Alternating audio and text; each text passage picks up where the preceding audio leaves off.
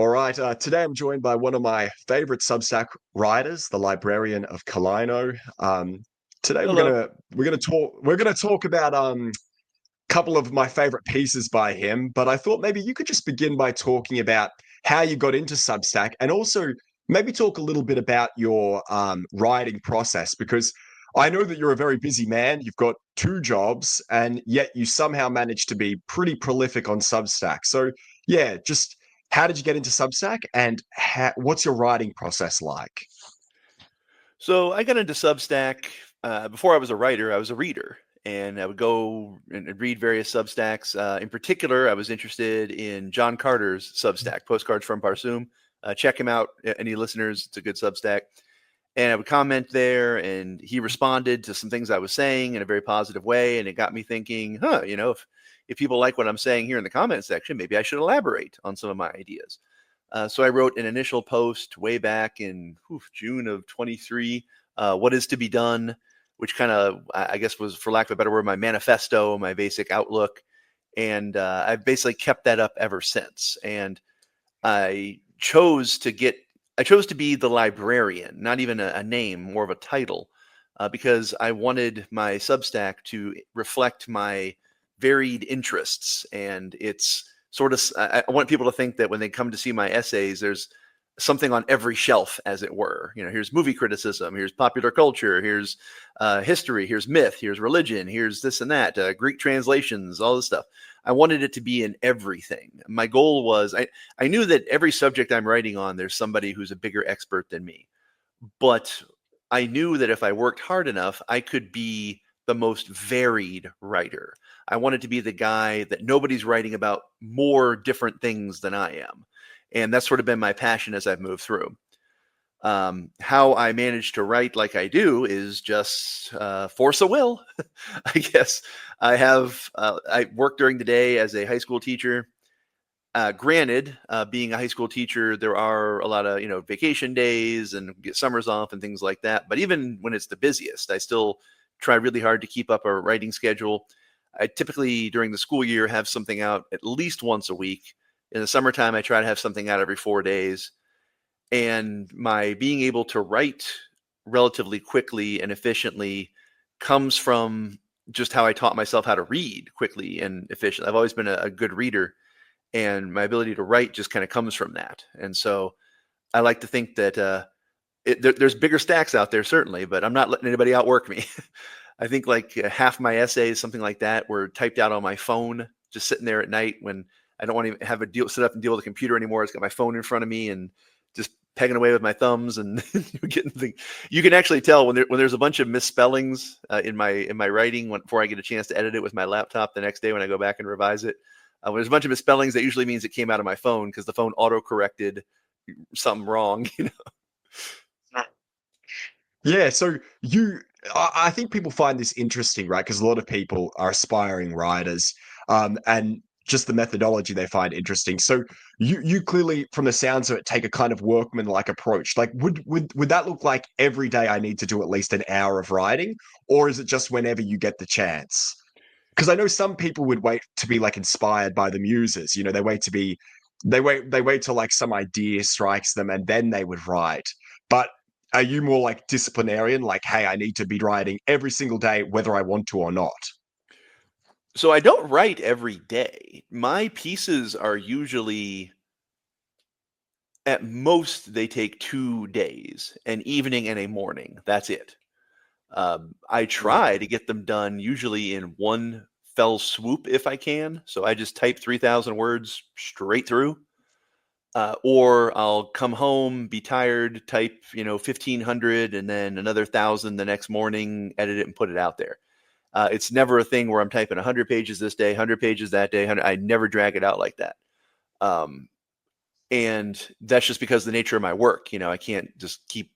I focus on my writing when it's time to focus on that, and I just will my way through it. In other words, it's to me, before you can be a good writer, and I'm not trying to say I'm a good writer, I'm an expert or anything like that, but just one thing that I've always thought was true, one thing that I've noticed about the people I really respect, is you cannot be a great writer unless you are, first and foremost, a great reader.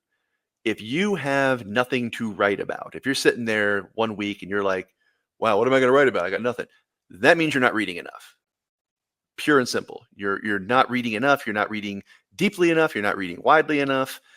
You need to crack open a book. You need to go online. You need to do something. You need to be taking something in. If nothing's coming out, it's because nothing went in. And I try to read all the time, as much as I possibly can. Social media, but also I read books constantly. I think an actual physical book is an essential part of any writer's toolkit. You got to be able to read books straight through. And that's that focus. If you can't sit there and read a 300-page book straight through, you're gonna have a hard time as a writer, I think, because you're not going to have that focus you need to be able to put your own words on paper if you can't look at someone else's. Yeah, certainly. Before you said like a great way to find inspiration is just to respond to other articles that people have written. I think that's also just good for engagement generally. Like people will, I think, restack something, even if it's critical of them. Like I recently wrote something and someone wrote two responses, both of which were critical of me, but I restacked both of them just because you know, I Oh think I yeah, just yeah. like seeing my name on paper. That's it. So I think it's also just a good engagement strategy is just to look for things to respond to. That's at least how I'm approaching some of my articles. Oh yeah. I definitely. There's people who have so one of my, I mean, I'm not always happy with this trait of mine, but I do tend to have kind of a I don't know, sarcastic streak. And one of my pet peeves online that a lot of people, I think, in our right wing sphere have is the whole cringe stack phenomenon.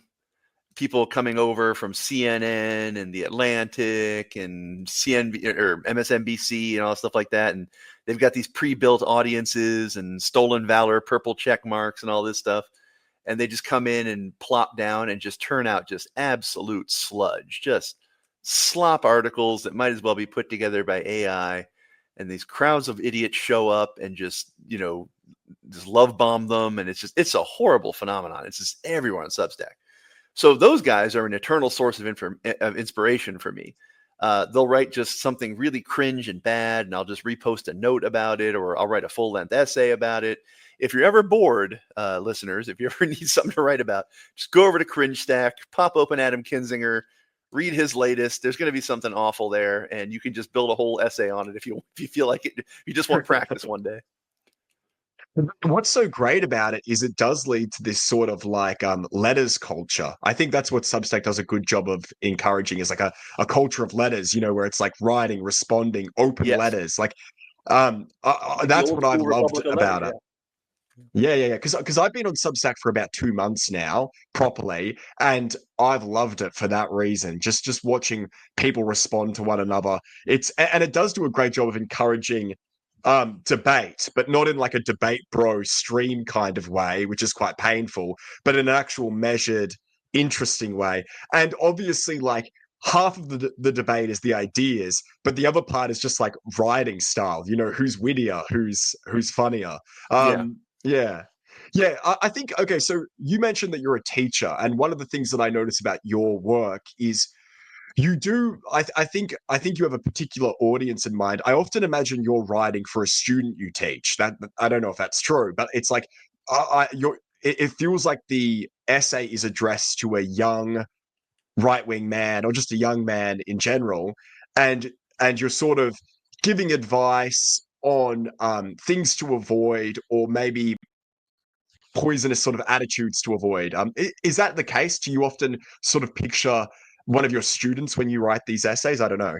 Sometimes, but honestly, I think of myself, I don't think of myself as a right wing author preaching to a right wing audience. I think of myself almost like a missionary, sort of.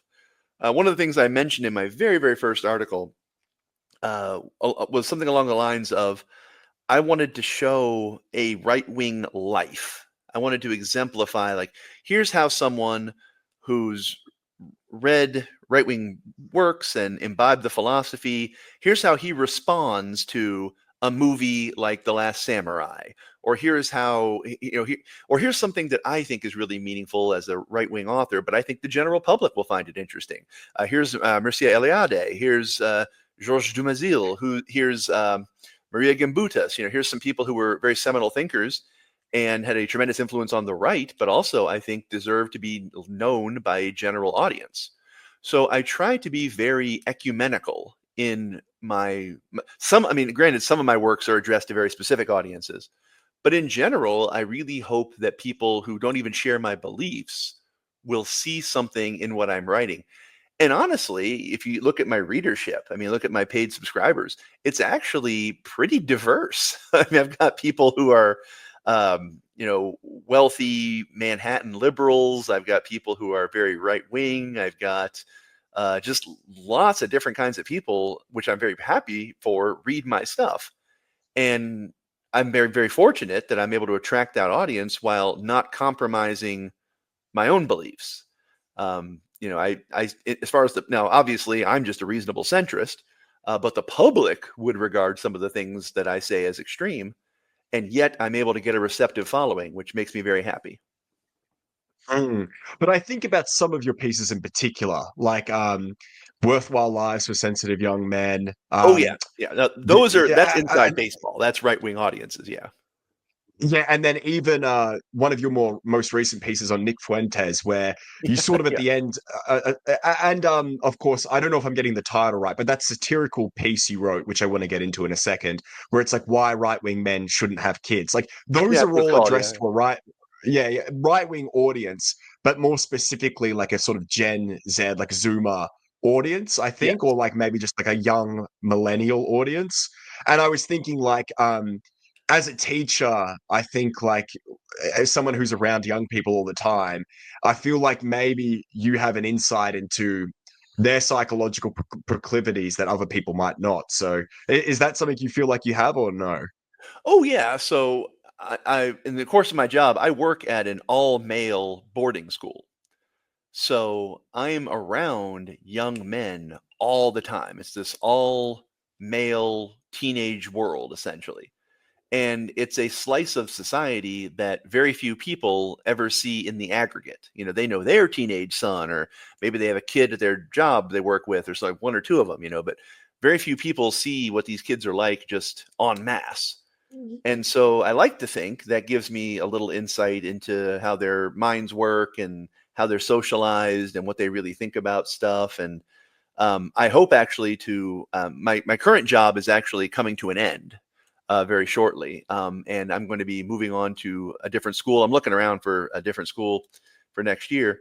And when I leave this one, I'm actually going to write something, I think, about the school. I didn't want to write it while I worked here because I thought that would be kind of impolitic. But once I leave, and I'll change names and everything and put something out there about the school, so people can kind of get more of a general sense of where I've been for the last 6 years since I've been working on Substack. But yeah, the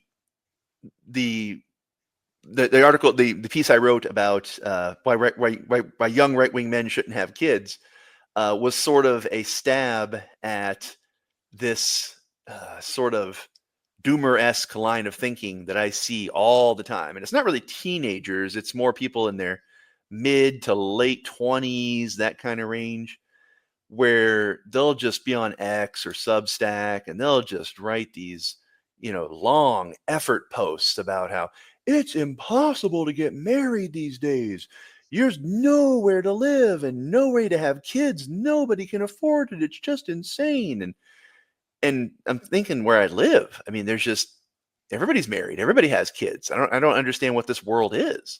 I'm not trying to discount anybody's problems. Please understand. I think these guys are coming from a real place of confusion and loneliness and pain. And I think they genuinely don't know what to do.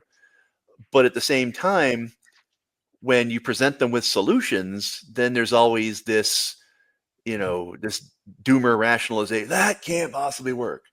Why don't you, live somewhere where it's a little more affordable? I'm not living in the middle of nowhere. Why don't you marry a girl who's, from a small town? You can't marry down. That's low status. And it's just everything's just some kind of just excuse why you can't just get married and have kids. Meanwhile, There's people getting off the boat from some country who don't even speak English and have no resources and nothing. They got a wife and 6 kids. And I get the point. Well, I don't want to live like that. I don't want to live a poor, miserable life. Well, you're not going to have a country soon to live in if you're not willing to just make these and in a lot of cases, I'm not saying all, I think there really are a lot of guys out there who genuinely are looking for wives and genuinely do want to have kids. But I think that our society makes it very easy not to. It makes it easy to just keep being a kid. And because it's easy to be a kid and fun to be a kid, people do it. And then they just sort of rationalize after the fact their love of, being alone and free and able to do whatever they want and have disposable income and play video games and all this stuff. They just sort of concoct this rationalization of, well, I can't possibly get married. It's impossible. Society's against us. And I think it's sad because they're really cutting themselves off from something meaningful that they think is impossible that really is provably not,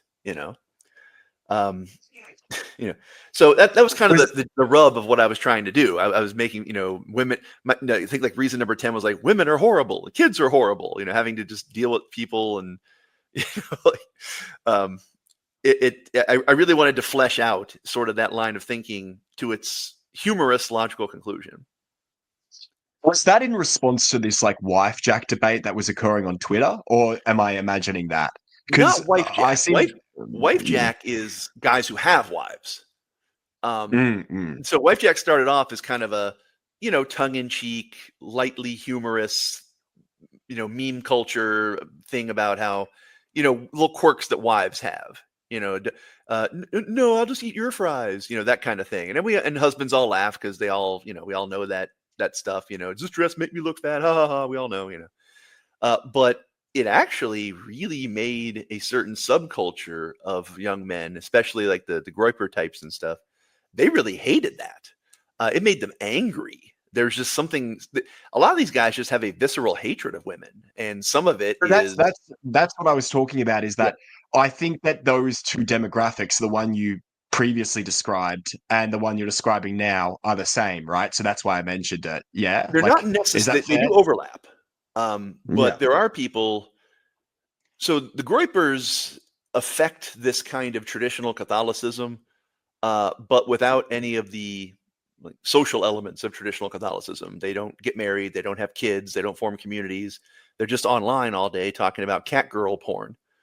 And they have a visceral dislike of just people who actually do live that kind of traditional lifestyle. And there are people who aren't Christian at all, or they're pagans, or they're very secular, who will go online and doom about getting married and stuff. So there's some overlap, but they're distinct, I think, in a lot of ways.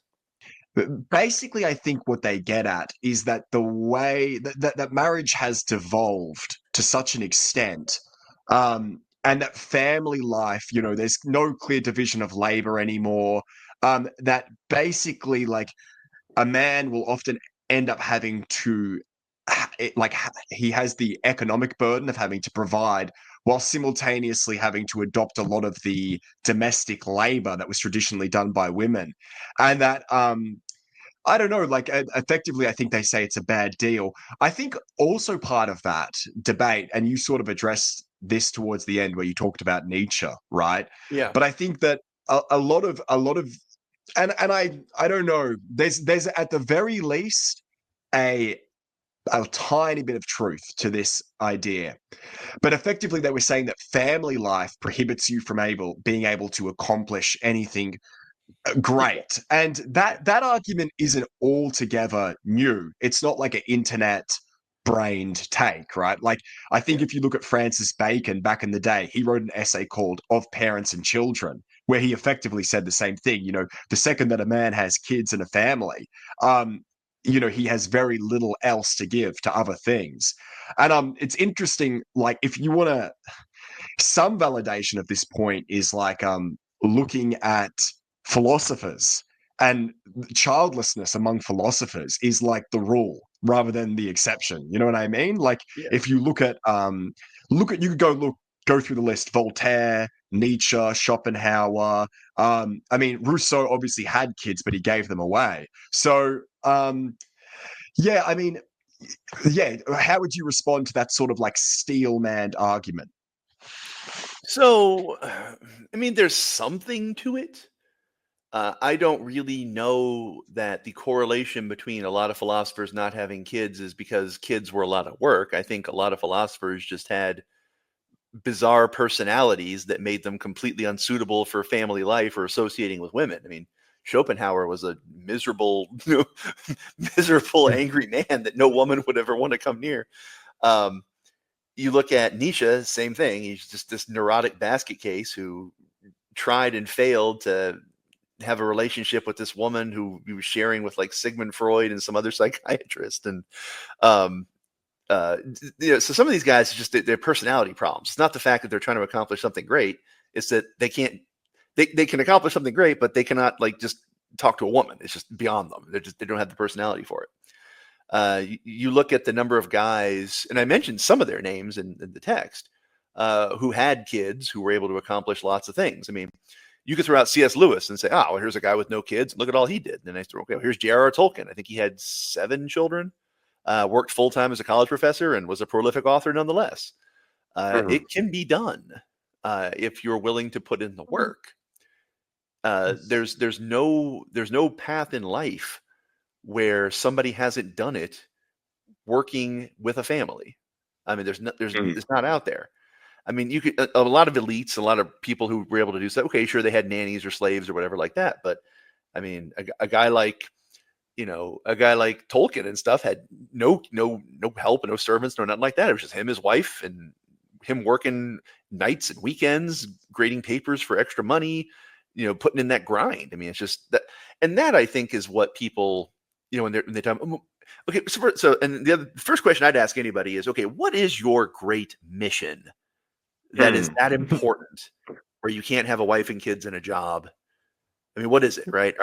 And what are you willing to sacrifice for this great mission beyond a wife and kids, right? So you look at a guy like Michelangelo, okay, great, no wife, no kids, just devoted himself to art. But I mean, he suffered for his art. He worked like a fanatic. It was obsessive. The energy he put into that was insane. Are you putting that much energy into your mission, or is your mission, vaping and video games? I mean, really, ask yourself that. I'm not saying there aren't great reasons to not have a wife and kids. I'm not saying there aren't missions in life or something you're trying to accomplish where that's just impossible. I mean, Jesus didn't have a wife and kids, right? The savior of mankind. So clearly that's a model of life you can't follow. But all the same, people really need to ask themselves hard questions about, is that really why I'm doing this?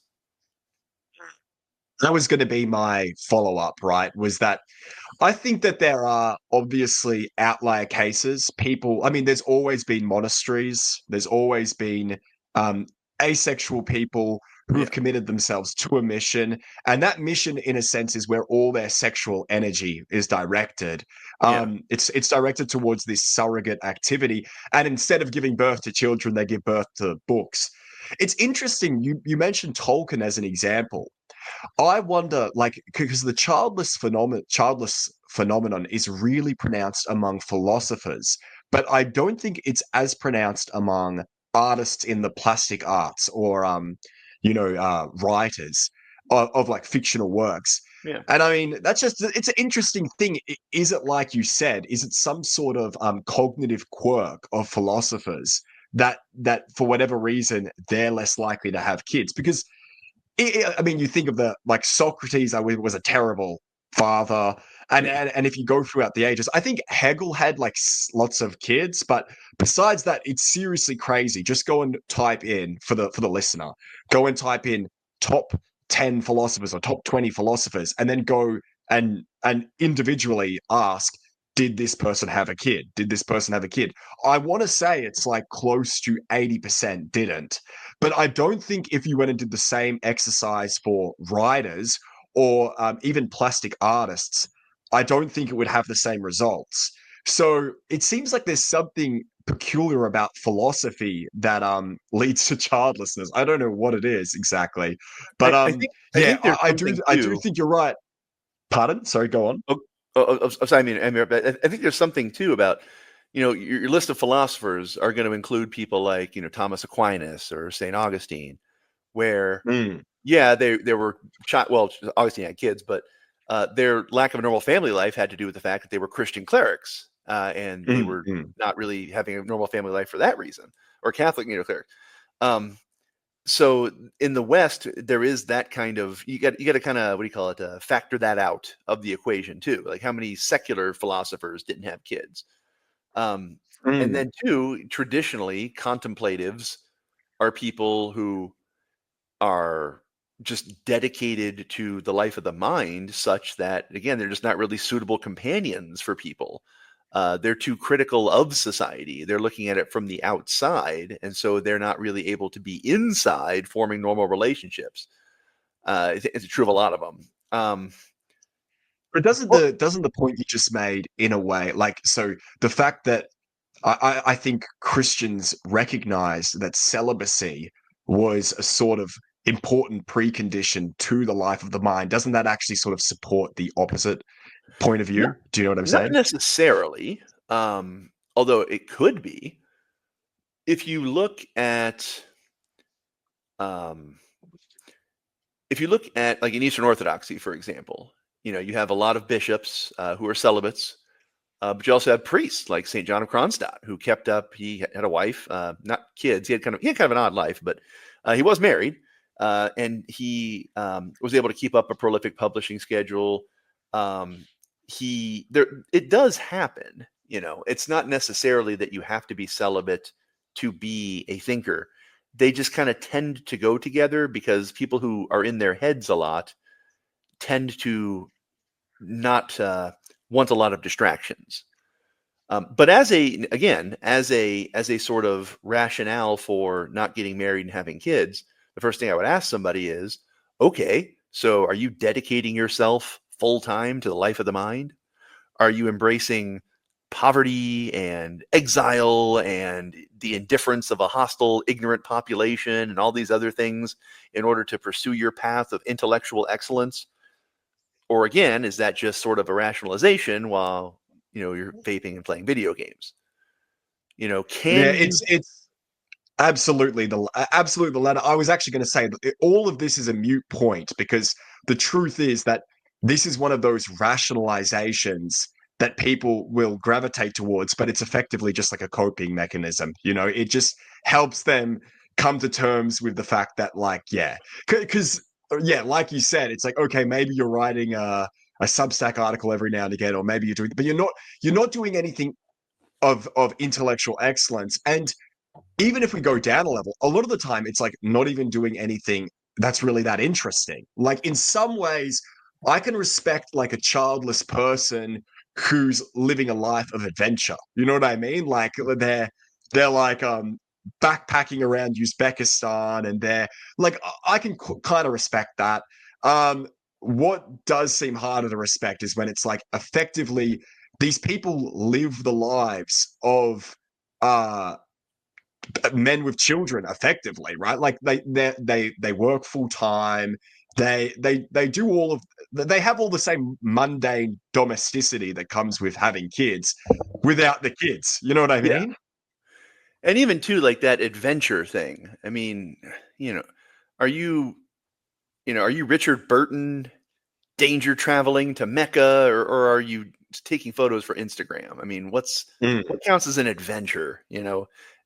To me, the classic, forsaking a family for the sake of adventure means you're exploring or opening up something new or doing. Mm. Are you exploring?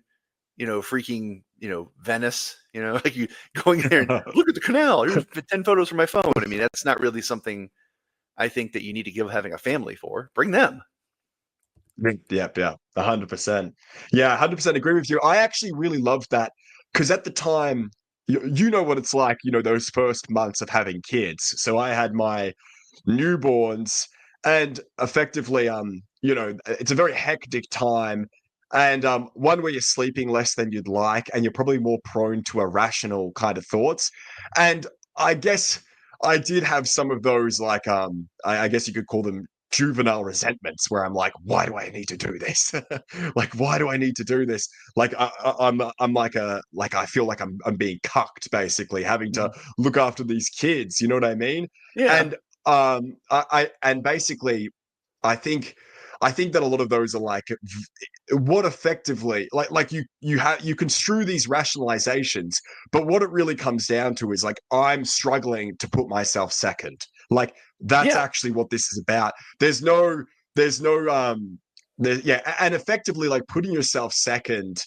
And actually, I think that's just an important part of becoming an adult, right? Is like actually caring about something else more than you do yourself. And Yes. I think that's really what people struggle to stop doing is they struggle to like yeah they struggle to like stop putting themselves first. Basically, I think that's what it comes down to. It's not about adventure, it's not about intellectual excellence, it's that really. It can mess with you, especially if you have an overly high opinion of yourself, and we all do, where you think you've got this really important thing you should be doing, and instead you're up all night with a sick infant. You're now a person that is vomited on regularly. You're. I remember my little daughter when my oldest daughter when she was first born. It was like 3 a.m. She woke up crying. I went in there and I took her little onesie off and I took off her diaper and I dressed her back up again and I was sitting there trying to calm her down and put her back to sleep. And all of a sudden, I feel this like warm, wet sensation going down my stomach, and I forgot to put the diaper back on. And now I'm just sitting here covered in urine at 3 a.m. and I got to work the next morning. And it's easy, I think, from the outside to look at that and say, well, why would I trade my independence and all this stuff for that? I mean, getting peed on. I mean, and the truth is, there's nothing I could really say. And this is kind of the problem where you're trying to convince these guys. There's nothing I can say that makes that sound appealing other than to say that when you're sitting there in that chair and you got this little person that you're holding who just depends on you for everything, it's worth it. You know, whatever you think you're gaining by not doing that, it's not worth the trade. It really isn't. And again, it's not something you can really say to somebody. They have to experience it. A big part, I think, of why guys are hesitant to embrace this is because the enemy of our society, where people can there's no norms. You know, you can live without a family, nobody cares, and so they don't have this just expectation that that's going to be a part of their lives. And when you think it's just expected of you, you just do it, you know. But now they got this choice, and the choice on the one hand, do I want to have a nice restful night and wake up and exercise and read and do all this stuff, or do I want to get peed on all night? They're going to choose A, you know. But and it's again, it's just really hard to communicate what you're missing out with that. And I don't want to slight anybody here, and I don't want to put this out there like, oh, just man up and marry one of these chicks and just have kids because it's just, you know, just be a, you know, that's dumb and it's not helpful. I'm not sugarcoating how hard it is to form a family in our society. I know it's hard. I know it's expensive. I know it's challenging, and I know there's a million pitfalls and traps and ways it can all fall apart. I know that. I'm not judging anybody. I say what I say because I don't want people to be 50 years old, 60 years old and look back and say, wow, you know, now that I think about it, kind of wish I put in the effort and had kids. Um, you know, that's why I do what I do in that I sense. think I think that again, I'm like a new dad, and I haven't Yeah. really spoken about it a great deal. But I think one of the things I have noticed is like I think you do experience something like unconditional love for the Yeah. first time, where even if you think about your partner, like we say it's unconditional, but really it is conditional, right? There are things that your partner could do that I think would make you not love them, right? Yeah. Whilst with your kids, it's not like that. At least you know with this like basically when they're young. Most of what they do, particularly when they're infants, is just annoying, right? As Yeah. in, they're either like blob vegetable mode, where they're just like because they don't even smile when they're really little, do they? Or they're crying and vomiting. And Yeah. but so effectively, like you think about in any other instance, that would lead you to be like, get the hell away from me, right? Yeah. But in this instance, you have like you love this thing so un unconditionally.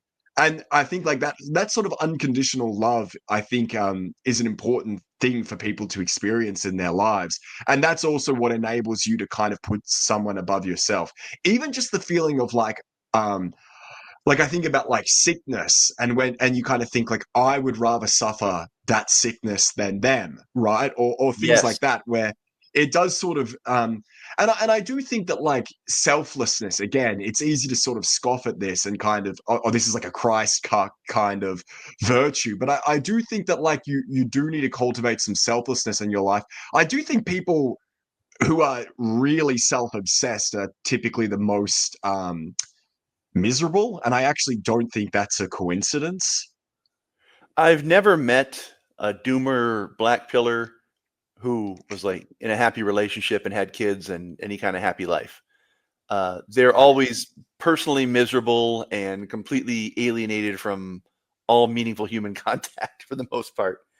And Mm, but like what you said, about how it affects you and stuff, like you don't even know what you're capable of until you experience it, I think.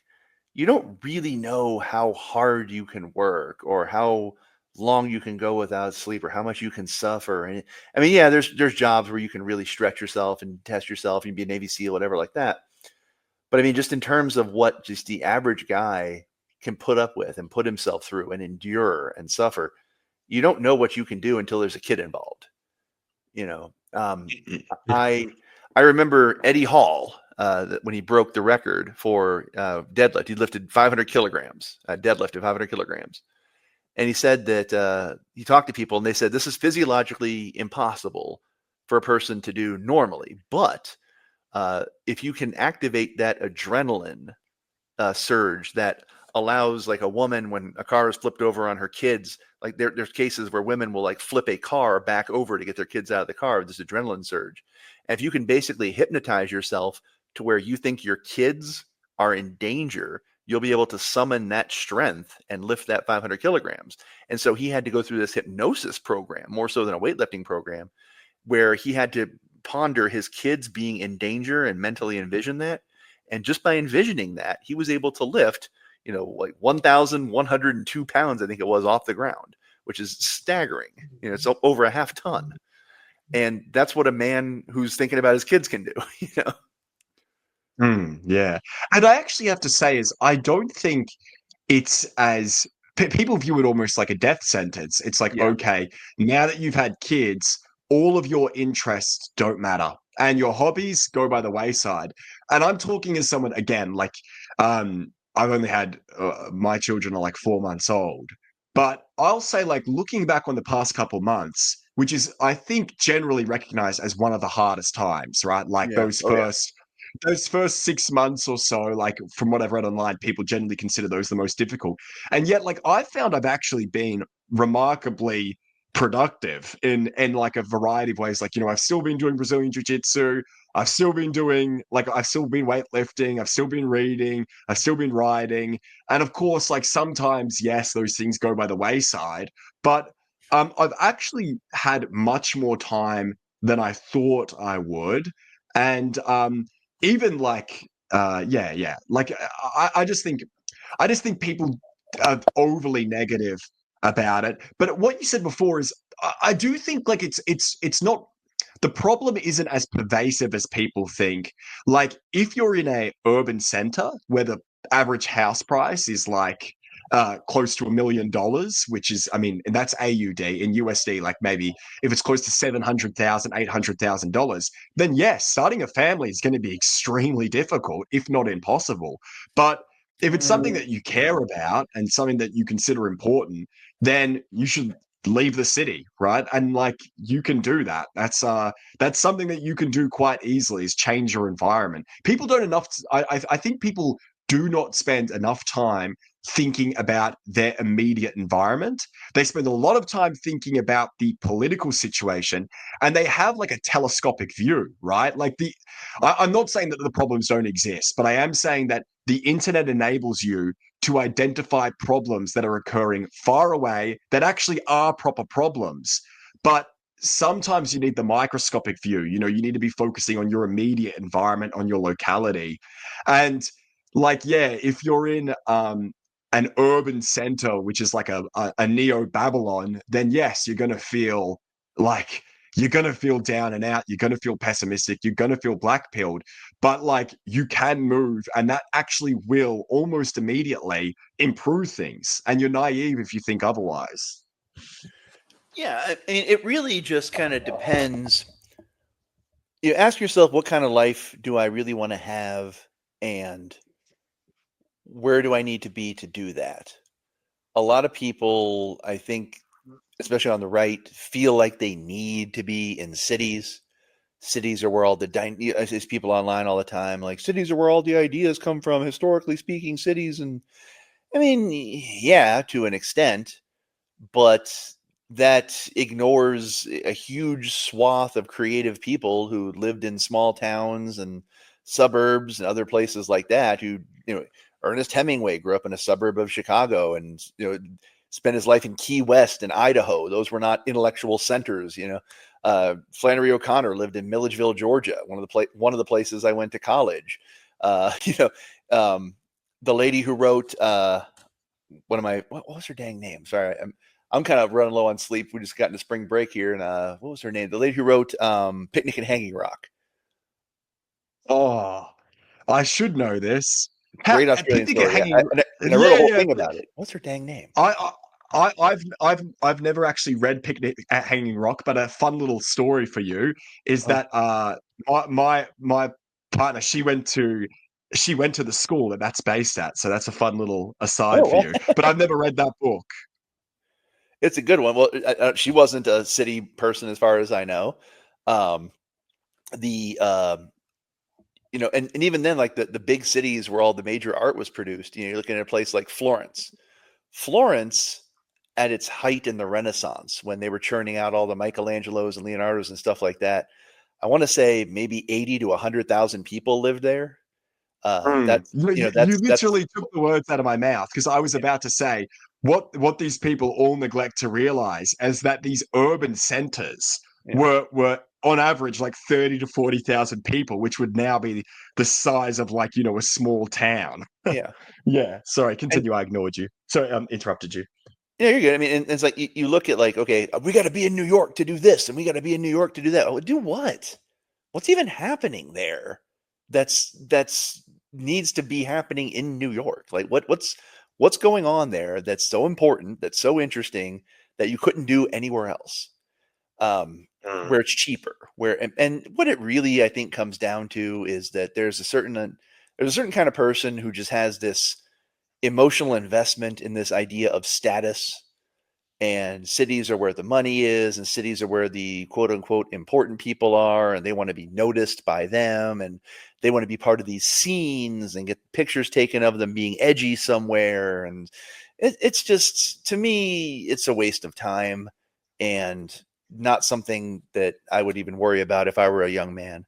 If I were a young Mhm. man, I would be, if I was thinking, if I wasn't a creative young man, if I wasn't a writer or anything like that, and I just wanted to build a life for myself, I would go out to a small town.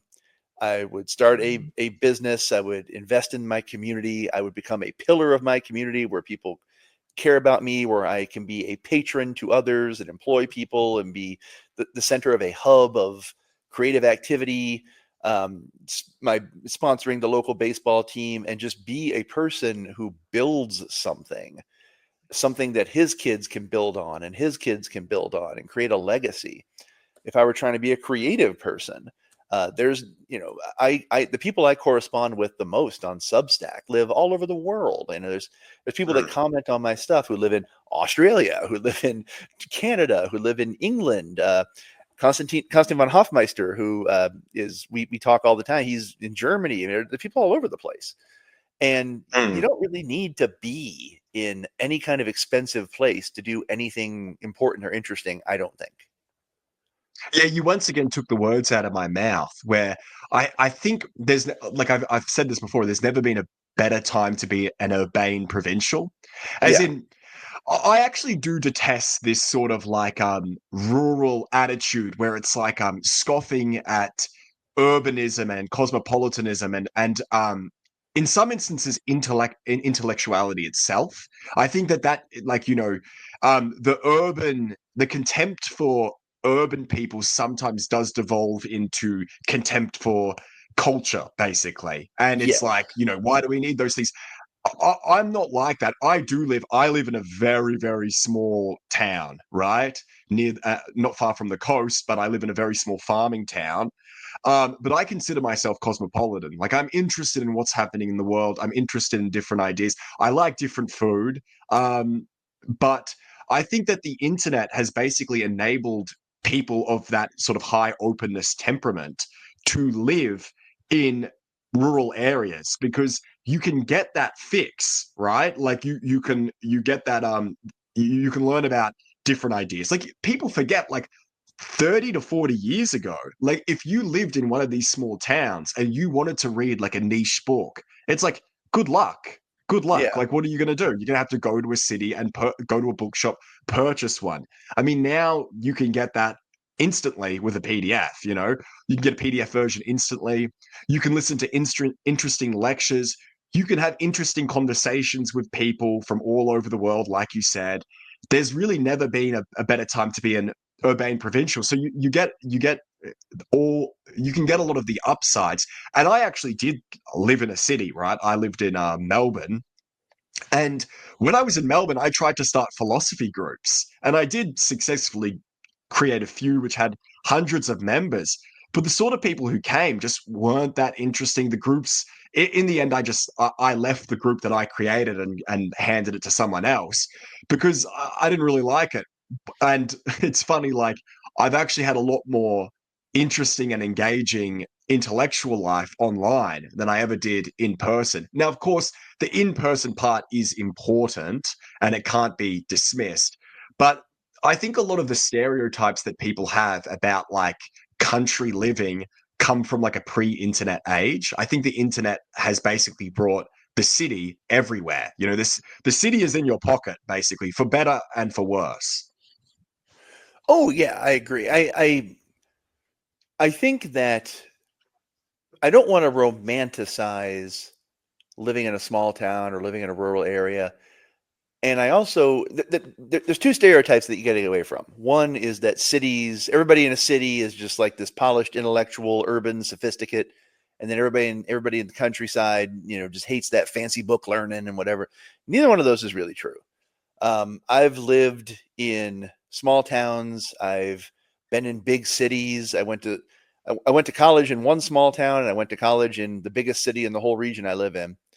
And I didn't really see anything different, honestly, in terms of the density of people who were really engaged and interesting and living the life of the mind or whatever. And this is true of colleges. Even the professors at the urban college where I went, for the most part, were just kind of, they knew their disciplines really well, but they weren't very broad-minded. They didn't read outside of their particular area of expertise. For them, being intellectual meant reflecting uh, acceptable political opinions and showcasing that they had the latest ideas. And it wasn't really even that people who really care about ideas are rare, and they're all over the place. The good thing is they'll find each other. The internet makes it easier. But even before the internet, I mean, I always like to think of the lively exchange between H.P. Lovecraft, who lived in, I think, Providence, Rhode Island, not a big city, not a hub of intellectual life, and Robert Howard, the Conan author, who lived in I forget even the name of this tiny town in rural Texas. And these two guys found each other by way of, I think it was Weird Tales magazine. That magazine culture in the late 19th and early 20th century had a lot of the same role as the internet, where people would write letters to magazines and authors would connect with people that way. And there's this whole lively culture by mail of these people all who would otherwise be isolated talking to each other. So I think it's always kind of been like that. If you look at the Middle Ages, you've got Petrarch and Boccaccio and these, and they're the one guy in their area, and they're corresponding with the one guy here and the one guy there, and like all over the place. It's always kind of been like that. Hmm. If you move to a big city because you think everybody there is going to be so much deeper and they'll understand me there. I mean, I guess statistically speaking, because there's just a density of people, the odds of running into somebody like that, okay. But you could stay where you are and meet everybody who's ever going to be interested in you or interesting to you just by putting in the effort and going online and writing letters and corresponding and meeting up and stuff. I don't think moving to a city is the best idea, The status dynamic is interesting because I think particularly in Britain, right, which I mean, we're both derivative kind of countries from that one. I Yeah. think the aristocracy was always more rural than other places. This is a point I think Steve Saylor's made.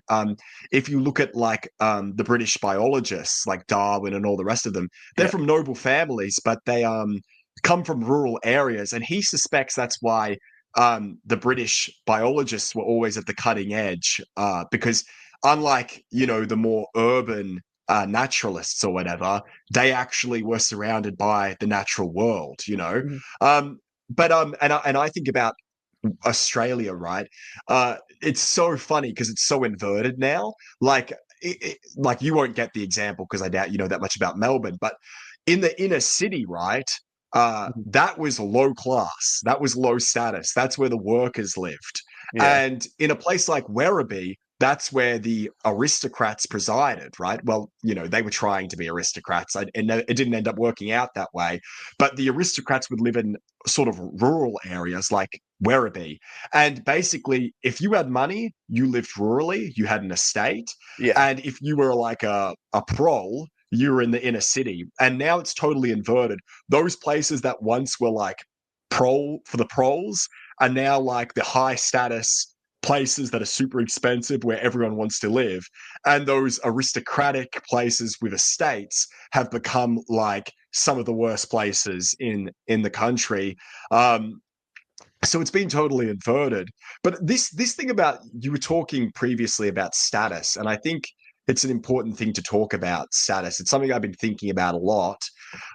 It seems to me that like status is obviously very important for humans and animals alike. Signaling status is important, but like you said, it can lead you astray. The thing is, sometimes the anti-status stance, it's hard to make it without sounding like you're coping. Does that make sense? Like, Yeah. I've never been, I genuinely have never been particularly motivated by status. At least that's what I say. I mean, I don't know if subconsciously I'm just coping, but I think that to the extent that my life has worked out the way that it has is because I've been kind of willing to do some probably things that would be considered lower status for the sake of like, I guess I recognize like, hey, this will probably make me happier. For instance, having a job that doesn't demand too much time, that but pays a little less. That's not high status, but I think it's probably made me happier. Living in a regional area is not high status, but it's enabled me to buy a house. I do sometimes wonder, like, am I just coping, or yeah? Do you get? Do you, I don't know. What do you think about that? So for me,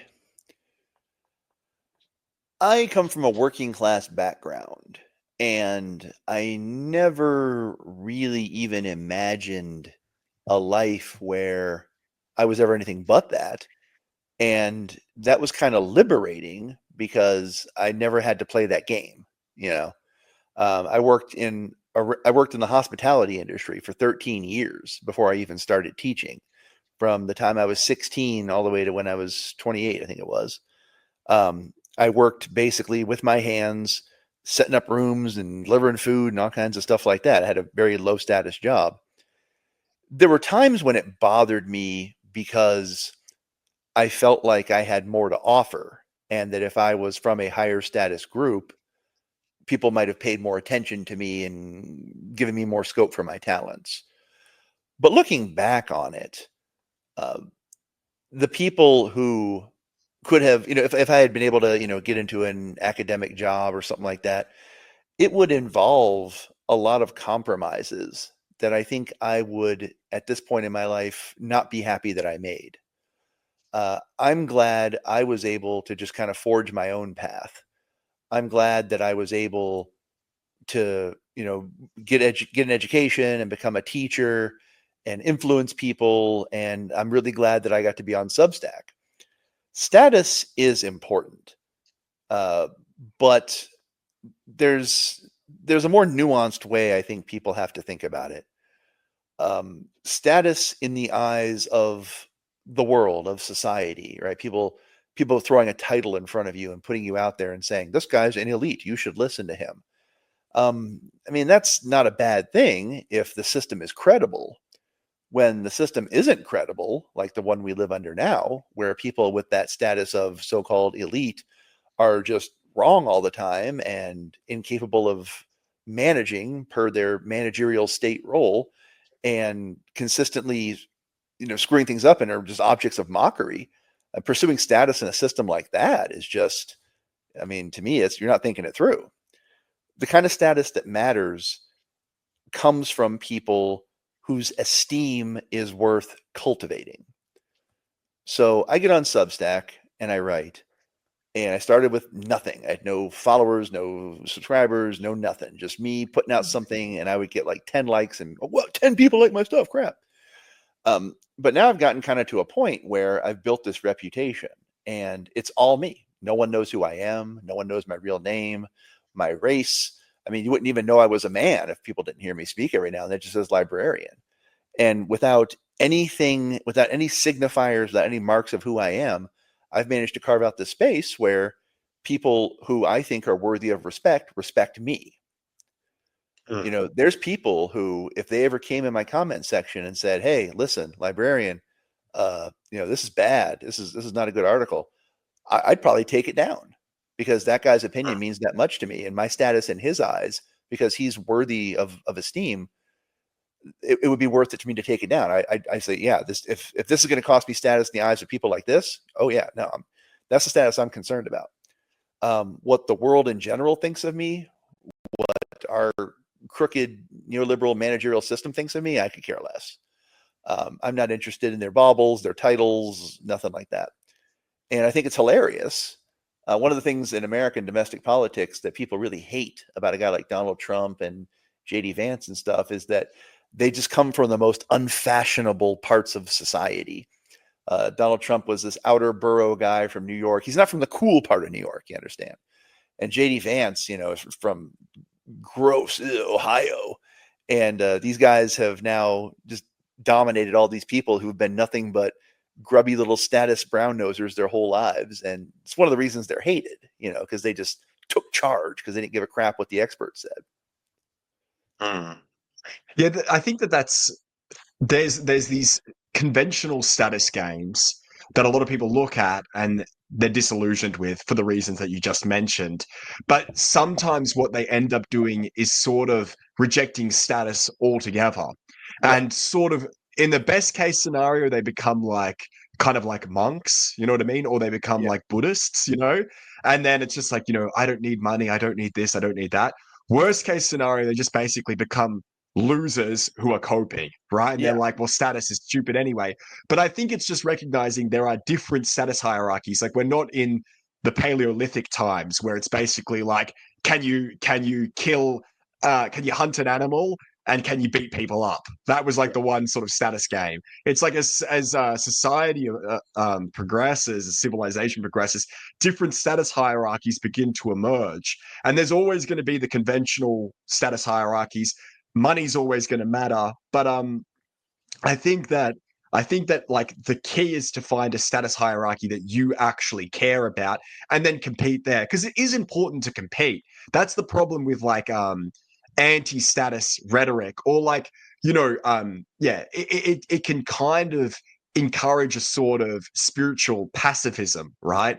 Where Yeah. no, you actually want to be struggling, you want to be going to war with people, you want to be going to war with yourself to try and rise up a ladder, but it's got to be one that you actually care about. It can't be yeah, like these, because it is so fake and gay. Like the most of the Yeah. status hierarchies now are just so fake and gay, where you have these people who are like, it's a cool title, like, hey, I'm and like, I'm just trying to think, like, I do international relations, I'm responsible for negotiating with our partners in the Pacific.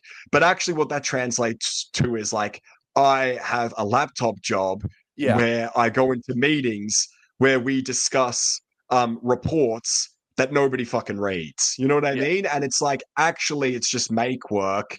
Um, and yeah, it's actually not worthy of respect.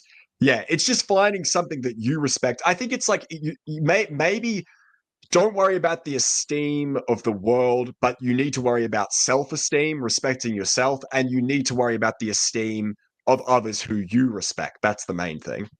Yeah, and that's kind of what I'm getting at. It's not something, status isn't something that's really quantified. I mean, people try, but it's not really something that's quantifiable. It's always going to be something kind of nebulous. And there are things that are kind of culturally contingent, but there are things I think that are just kind of perennial.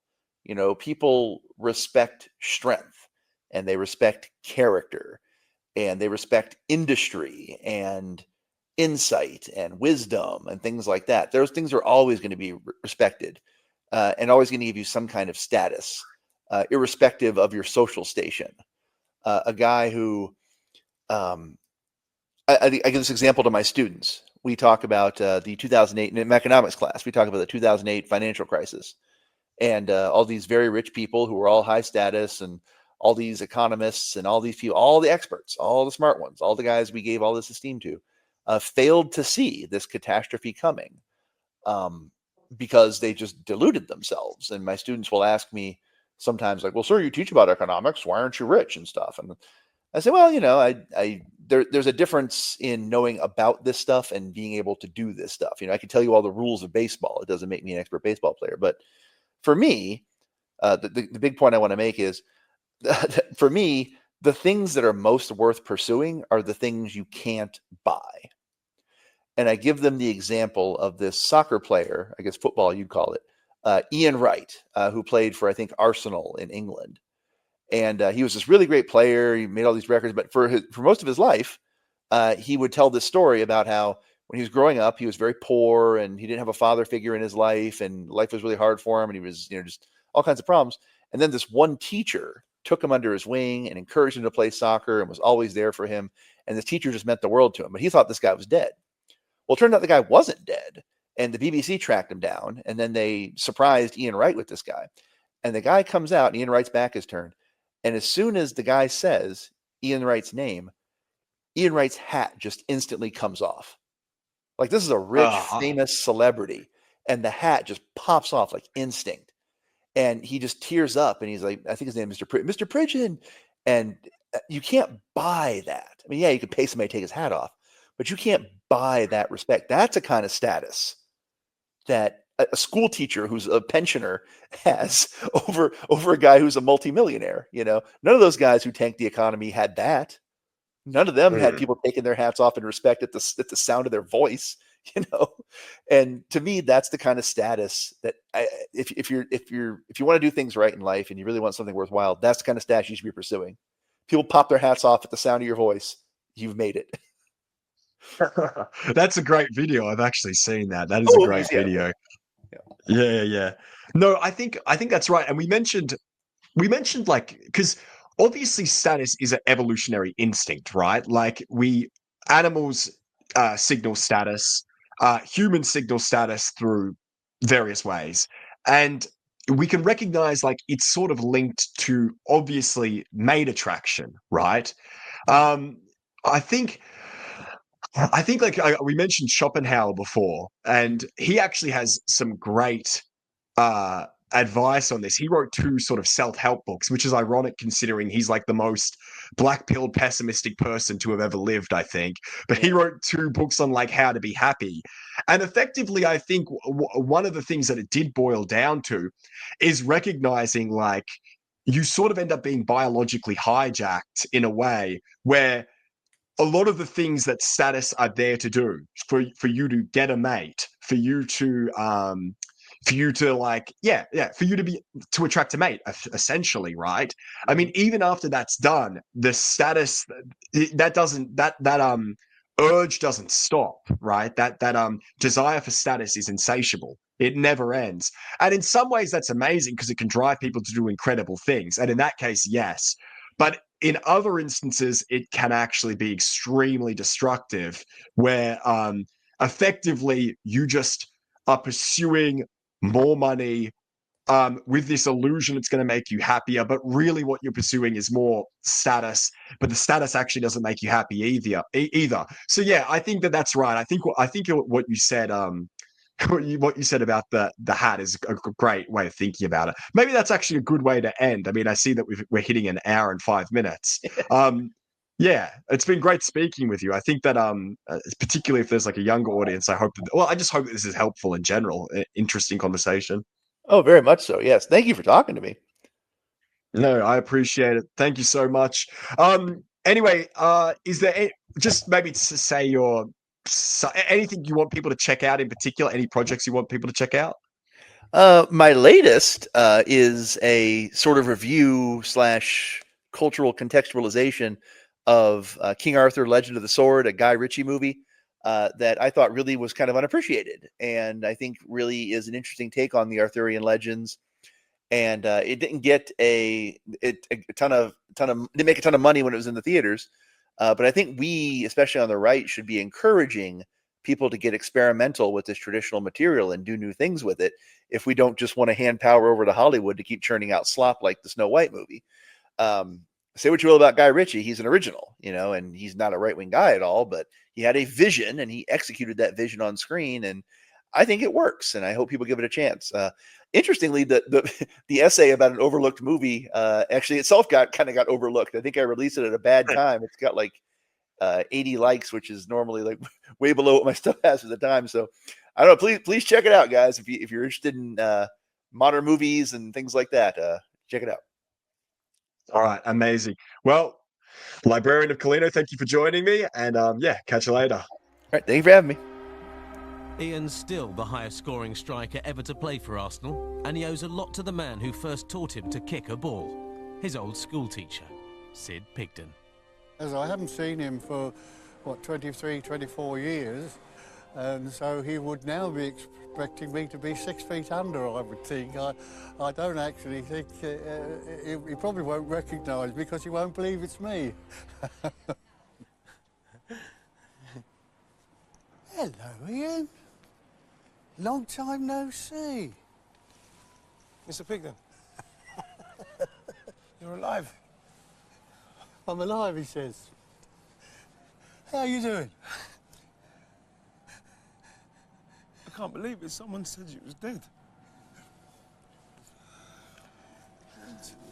As you see, I'm very much in, and I'm so glad you've done so well with yourself. He was so supportive all the time. He kind of like had me as his kind of like special guy. I don't know what to say. God, I can't believe it. I can't believe it. Now I realise how important he was in my life. The first main imposing male figure in my life, who was trying to guide me on the